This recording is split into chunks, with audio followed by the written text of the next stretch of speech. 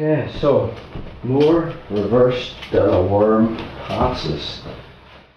So we looked at how he was playing the pedal guard, he gets the ringworm, and then he makes the transition to reverse worm. So previously we've looked at how if Dave's arm isn't connected to this body, just a little walk out and kicking my leg up and out and running this way can get me out of reverse worm. Just reset again, bro. The other one we looked at was the look slippery one, whereby David comes in, he gets to his position. I can underhook his leg, underhook the other leg, and I wait for him to go for the scissor sweep, and then I just come back and roll up. And from there I can take him over. The two versions of that. We also did the reverse stack pass. Just recap on that. It's good to have options from this position.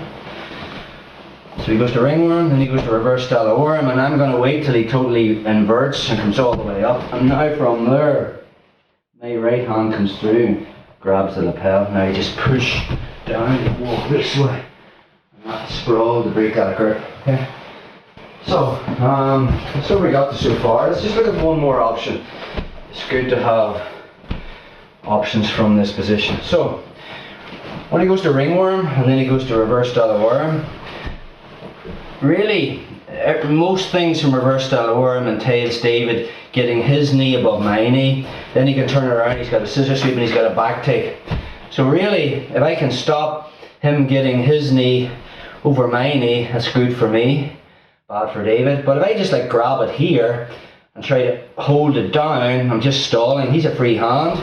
He can rip that off and eventually get his knee over my knee. So my right hand underhooks my own leg and comes in and makes a grip, and I drop the combat base so I have stability. If David tries to break open that grip or do anything, if he tries to get his knee over my knee, tries to take my back,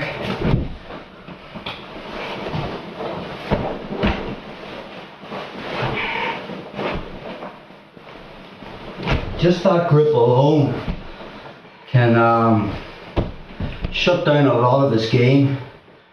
But we want to look at how to pass, so this just gives me options. Okay, so watch. David's playing the pedal, he goes to ringworm, makes the transition to reverse style worm.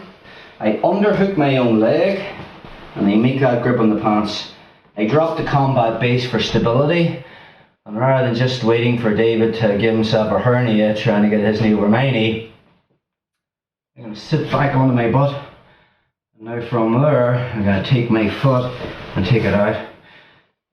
It's very difficult. If I'm sit here, David can keep basically my right foot clamped to his right hip just by pulling on the lapel.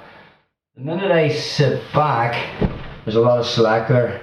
And I have a free foot, I can use my foot just to give myself a little bit of space. Now my foot's out. The second my foot's out, there's the pass. Your basic cut cross pass. Do that again. So just that little underhook grip on the pants, sit back to combat base, free your leg. You can just unwind the whole reverse style worm guard.